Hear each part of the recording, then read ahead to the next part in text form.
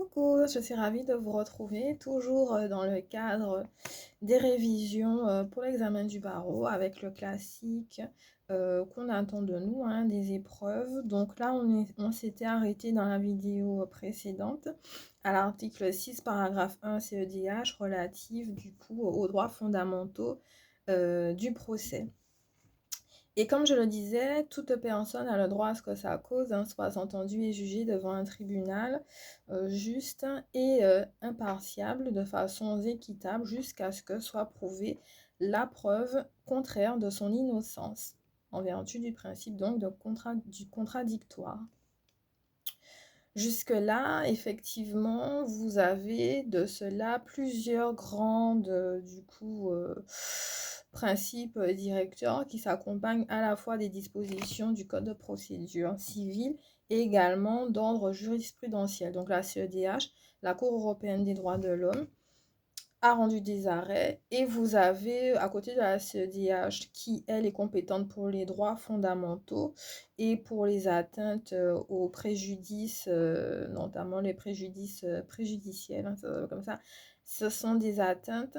Et à côté, vous avez la CJUE, la Cour de justice de l'Union européenne, qui, elle, juge sur, non pas les droits fondamentaux, mais ce qui relève du traité sur le fonctionnement de l'Union européenne et des traités de l'Union européenne. Donc, les traités portant notamment sur les marchandises, le travail, la libre circulation de ça, hein, des marchandises, des biens des personnes et des capitaux en général, avec cette histoire que dans les pays, les 27 pays membres de l'Union européenne, elle regarde aussi du coup les contentieux.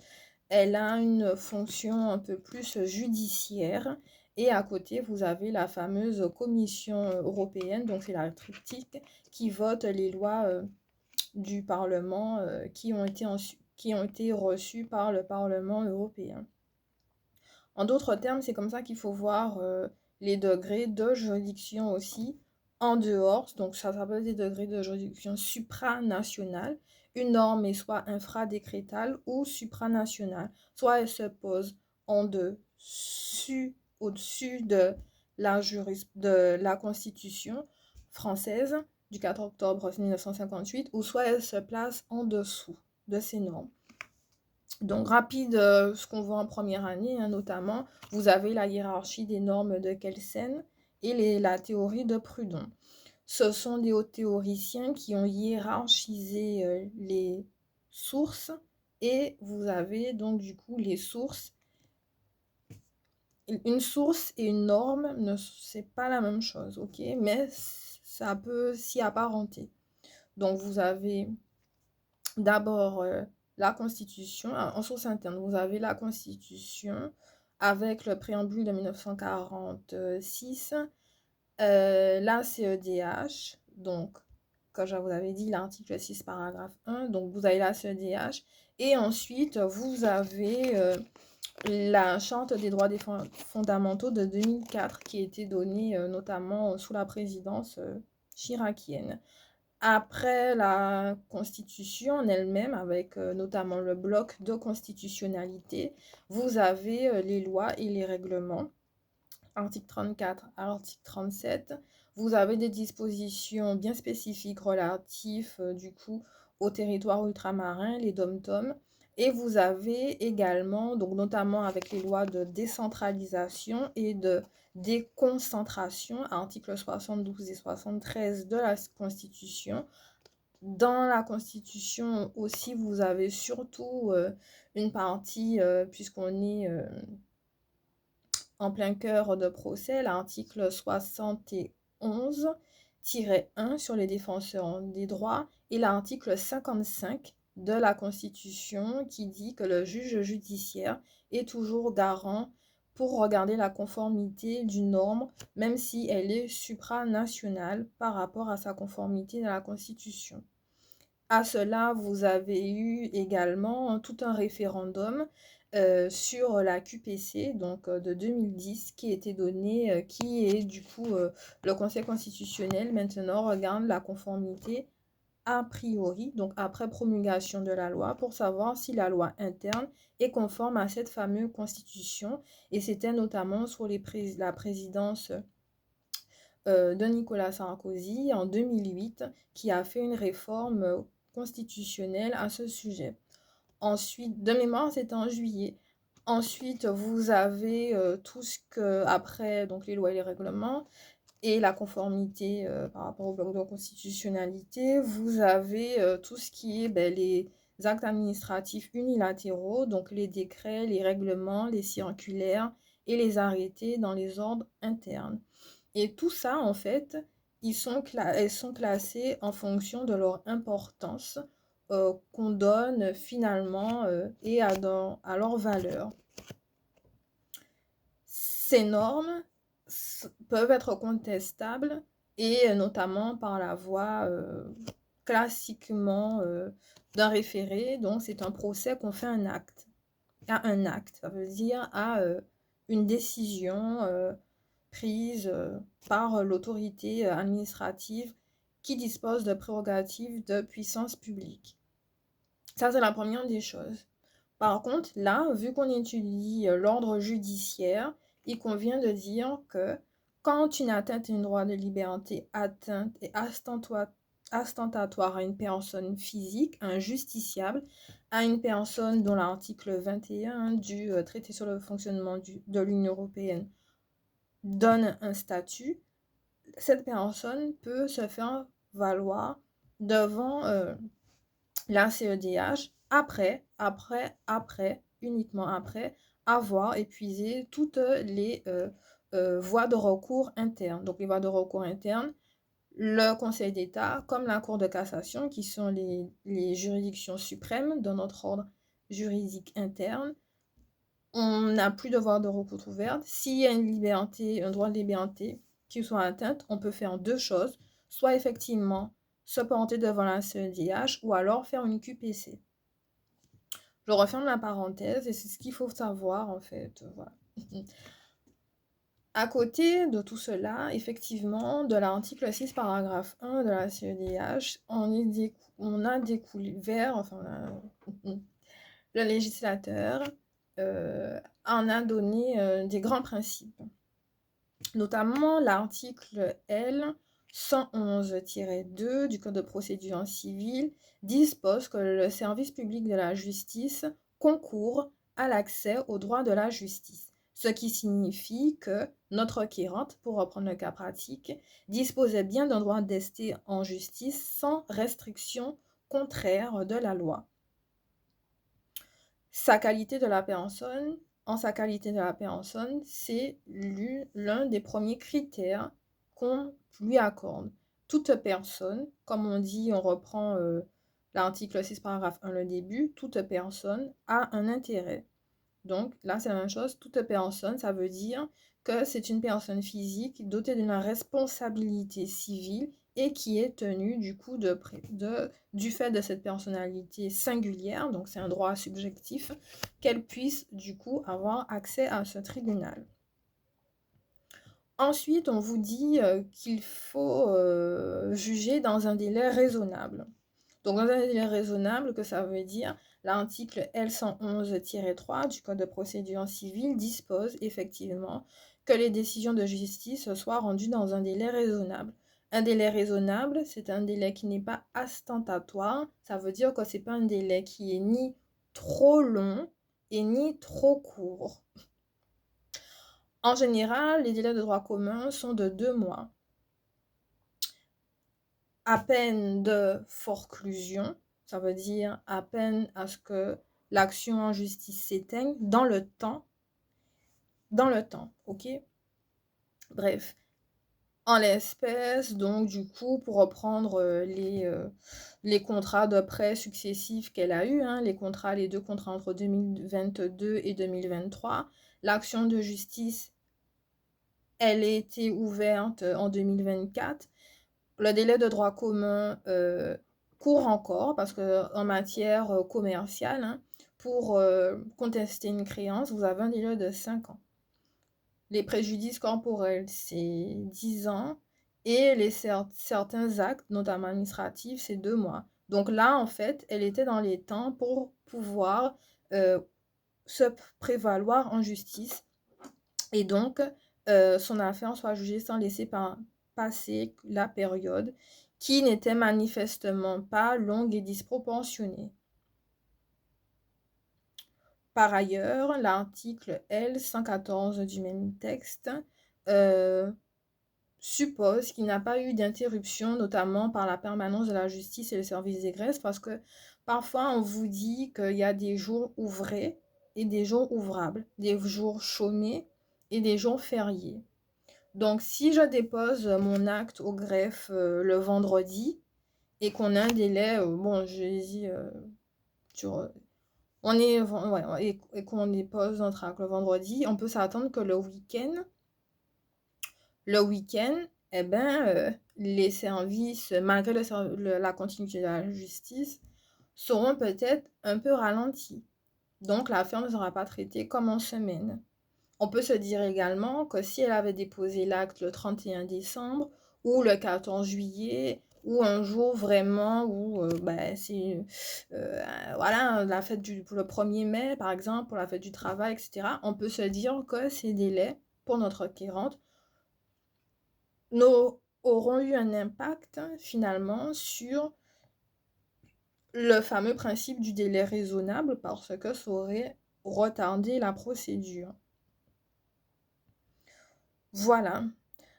Après, sur le fait que elle ait droit à un tribunal, l'article 6, paragraphe 1, le consacre, hein, ce droit à un tribunal et ce droit à accès, notamment dans la matière civile. Donc, vous avez en matière civile la matière gracieuse et contentieuse. La matière gracieuse et contentieuse ne sont pas pareilles et je vous invite vivement à prendre le lexique pour approfondir ces termes. Donc, vous avez par ailleurs un grand arrêt, Golder contre Royaume-Uni, de 1975, qui dispose que justement, on a droit à un procès équitable et parce que ça fait une partie de l'accès à nos droits. Après, vous avez également une autre jurisprudence que la Cour, donc je l'ai dit, la différence entre la CEDH et la CJUE, que la Cour, du coup, européenne avait déjà posé le 1er octobre 1982, affaire numéro 86-92-79, Pierre Sac, avec un CK à la fin, contre Belgique, Pierre Sac contre Belgique, 82, Golder contre Royaume-Uni, 75, ce sont des classiques qu'on étudie dans toutes les facs de droit. Et là, vous avez du coup la réaffirmation de ce principe avec la conception objective de l'impartialité qui renvoie donc aux garanties que présente le juge et qui sont susceptibles d'exclure tout doute légitime sur son entière neutralité. D'ailleurs, vous avez l'adage « Nul ne peut être juge et partie à la fois ». Ce qui est présumé dans notre cas d'espèce, donc que vous soyez en première instance. Si vous êtes en première instance, la formation, la première formation du tribunal judiciaire ne sera pas la même que quand vous allez passer au second degré de juridiction, etc., etc. L'affaire reste la même, l'affaire reste la même, mais les juges ont vocation à changer pour justement garantir cette indépendance et cette impartialité, contrairement à ce qu'on pourrait croire. D'ailleurs, on pourrait se référer à ce sujet à l'article L 111-5 du Code de procédure civile. Voilà, oui, effectivement. Donc, j'avais noté que les statuts du magistrat du siège sont fixés par ordonnance du 22 décembre 1958, mais c'est toujours bien à mettre sur une copie lorsqu'on parle d'impartialité et d'indépendance.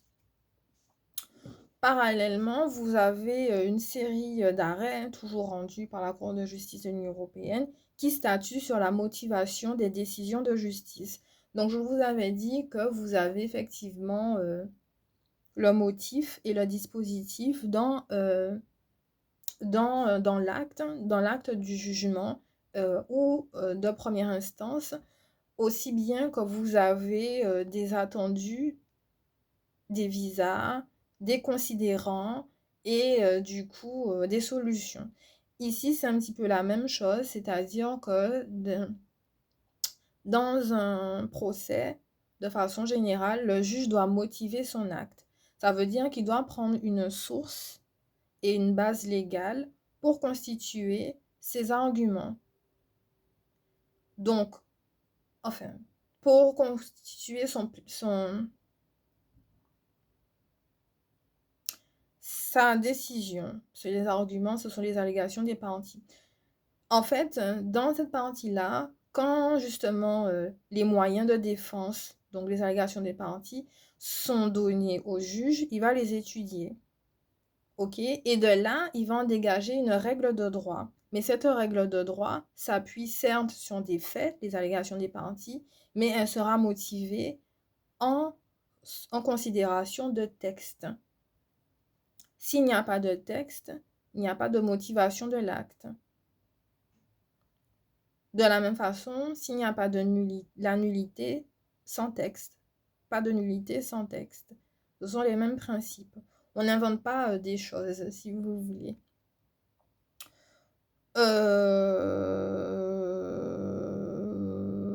Voilà. Ensuite, vous avez, sur ce même principe, le droit à avoir une audience publique. Donc, l'audience publique, elle permet de protéger le justiciable contre une justice secrète, échappant au contrôle du public.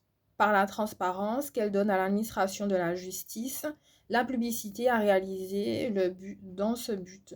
Vous avez de ce fait un grand arrêt rendu toujours par la CEDH, Diéné, D-I-E-2-N-E-T, contre France, considérant 33, ou encore Martini, contre France, considérant 38. Sur ce fait de cette opacité de la justice secrète, il ne faut pas confondre le huis clos, c'est-à-dire au moment des débats après l'instruction. Donc après l'instruction, il y a les débats.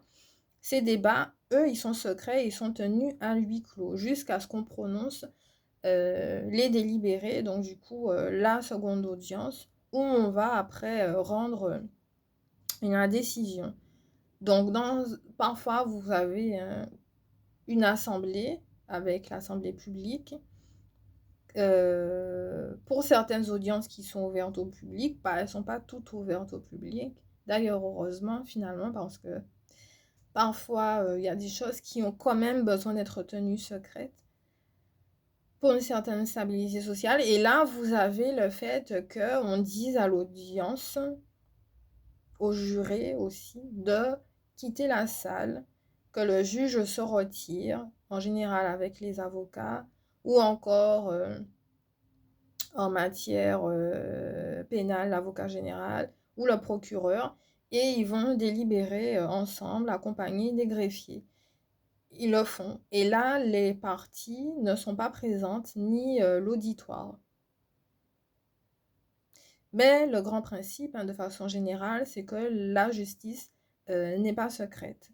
Et même quand les audiences sont tenues à huis clos et qu'elles deviendraient par exception secrètes, vous avez après un procès verbal d'audience, donc c'est un papier qui dit qu'est-ce qui s'est passé durant cette audience, le verdict, etc. Et il est publié au BEAU, les BEAU, B-E-A-U, dans les locaux du tribunal. Vous avez à l'entrée, ou voilà, vous avez une partie où on fait la publicité des débats. OK? Donc là, c'est le premier, ça c'est un argument. Ensuite, vous avez le comportement du plaideur, c'est-à-dire que l'intéressé est tenu seulement d'accomplir avec diligence les actes le concernant, à ne pas user de manœuvres dilatoires, donc à faire retarder ou suspendre l'instance de façon frauduleuse, ou alors d'en exploiter la possibilité qui est offerte par le droit interne d'abréger la procédure. Notre requérante n'a pas eu ce comportement manquant de diligence manifestement à cet égard vis-à-vis de son adversaire. Ça, c'est... Voilà. Si elle avait fait, eh ben, on aurait dû le relever et ça serait sanctionné. Par ailleurs, l'article 6, paragraphe 1, continue sur la même lancée en donnant le grand principe de l'égalité des armes. Ok? Donc là, c'est surtout sur le principe que, en fait, il faut un juste équilibre entre les parties et le maintenir. L'égalité des armes implique l'obligation d'offrir à chaque partie une possibilité raisonnable de présenter sa cause, y compris ses preuves, donc surtout ses preuves. Voilà, donc, dans des conditions qui ne la placent pas dans une situation de net désavantage par rapport à son adversaire. Si je suis capable d'apporter des preuves de façon contradictoire, l'autre partie devrait aussi être en capacité de le faire. De là, vous avez le célèbre article Dombo Behir BV contre Pays-Bas, considérant numéro 33. Donc ça s'écrit D-O-M-B-O, plus loin B-E-H-2-E-E-R, contre Pays-Bas, le pays, les Pays-Bas.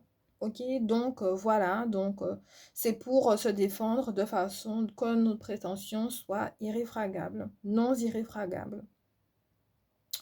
Ensuite, vous avez du coup, comme je vous l'avais dit, le droit à un double degré de juridiction. Le droit à un double degré de juridiction, quitte à me répéter, c'est lorsque le jugement n'est pas rendu en premier et en deuxième ressort, en premier et en dernier ressort, mais ouvert à charge d'appel. Ça veut dire que l'affaire, normalement, doit être rejugée. C'est un grand droit donné par la CEDH. Et donc, du coup, la recevabilité du pourvoi en cassation est plus rigoureuse néanmoins qu'en appel. Et vous avez un grand arrêt aussi, levage au pluriel, prestation service au pluriel, contre France, considérant 45. Enfin, sur le caractère civil de ses droits et de ses obligations.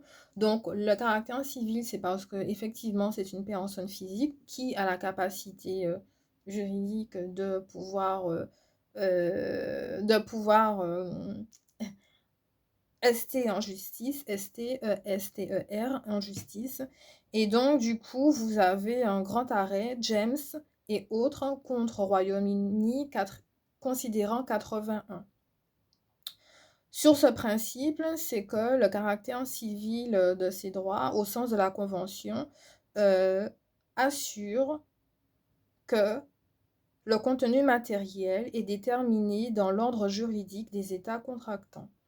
Et c'est au regard de la non de la qualification juridique, mais du contenu matériel et des effets que lui confère le droit interne de l'État en cause, qu'un droit doit être considéré ou non comme étant à caractère civil à la lumière de cette convention, et il appartient donc à la Cour, dans l'exercice de son contrôle, de tenir compte aussi de l'objet et du but de la convention. Enfin, que ces systèmes donc de droits internes s'appliquent aux États co-contractants. Le principe donc en applicabilité de l'article 6, paragraphe 1, à des litiges entre des particuliers qui sont qualifiés de civils en droits internes, ne prêtent pas à la controverse, ça veut dire qu'ils ne sont pas... controverse, ça veut dire qu'ils ne sont pas remis en question systématiquement devant la Cour pour une affaire concernant la séparation de corps. Donc là, vous avez notre arrêt, Airey, A-I-R-E-Y, contre Irlande, considérant 21. Je reprends, Airey contre Irlande, considérant 21. Dans notre cas présent, on peut se dire que notre requérante qui était venue nous voir avait effectivement un caractère civil, avait un caractère civil du coup, et qui ne rentrait pas en contradiction avec le contrat commercial sur lequel du coup elle voulait revoir et avait un contentieux en l'occurrence. Enfin, nous arrivons au bout de l'article 6, paragraphe 1. Vous avez le célèbre arrêt Orszny contre Grèce, considérant 40, où du coup vous avez l'exécution des décisions judiciaires. Donc l'exécution des décisions judiciaires, c'est la partie où vous avez surseoir à statuer, exécution provisoire, suspensive d'exécution, etc., etc. Toute cette partie-là, en fait. Voilà. Donc en gros, est-ce qu'on peut ne pas se conformer, donc ne pas exécuter ce que le juge a dit dans son verdict, par exception, par omission ou par acceptation. Ici, donc, vous avez dans toutes les phases de la procédure judiciaire, spécialement en première instance,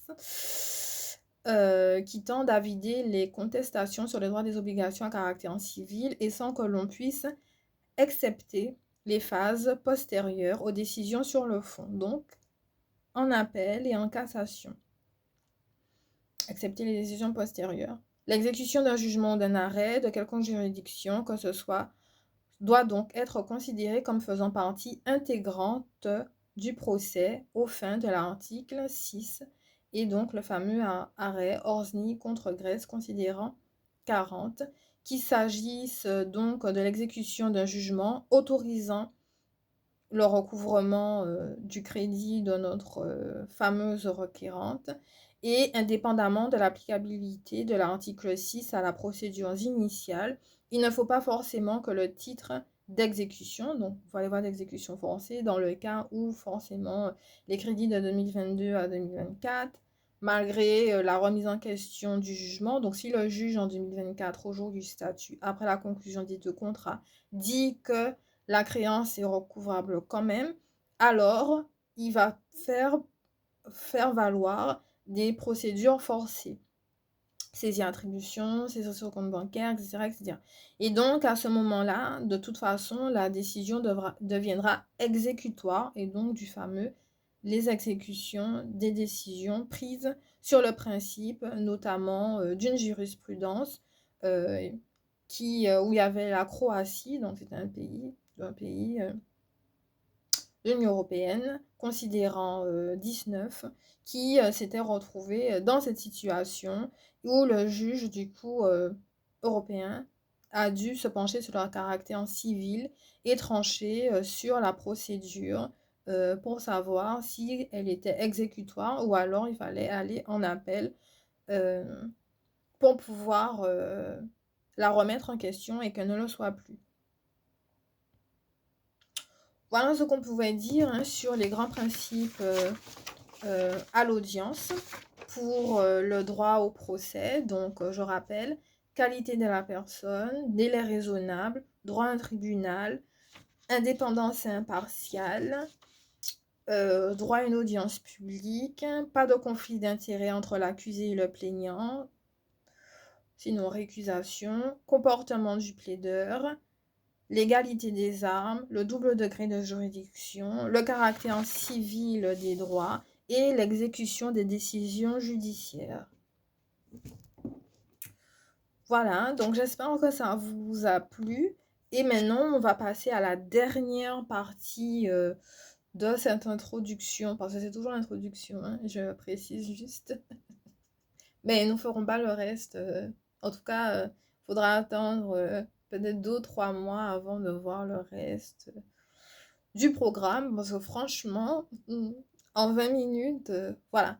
Et donc, bref, ça pour dire, même si c'est très intéressant, que nous verrons maintenant, du coup, les grands principes directeurs au procès, comme je vous avais mis dans le fameux code, et sur la partie législative pour savoir les garanties et les droits offerts aux requérables dans l'ordonnancement juridique interne. Donc le code, les lois et les règlements, dans la hiérarchie de Proudhon, toujours avoir ce réflexe, où est-ce qu'on se situe? Là, on a fini avec la CEDH, donc le bloc de constitutionnalité. Et du coup, avec... vous avez une jurisprudence, moi j'ai dit l'article 55, les cafés Jacques Vabre de 1975, et aussi les arrêts Koné, Bagtel Loca, ce sont des grands arrêts en droit administratif. Il y en a d'autres, hein, voilà. Mais surtout, voilà, euh, voilà, où on regarde justement la supériorité d'une norme supérieure, donc du coup la CEDH, une convention ou un traité, avec sa conformité avec une loi interne, donc parce que nous, même si on est français, on a la citoyenneté européenne, donc on a quand même la faculté de pouvoir saisir ces tribunaux, mais à la condition que les voies de recours internes ont été épuisées. Si cette vidéo vous a plu et que vous voulez voir la dernière partie de l'introduction, pour savoir comment on introduit un peu les procès, n'hésitez pas et regardez la suite.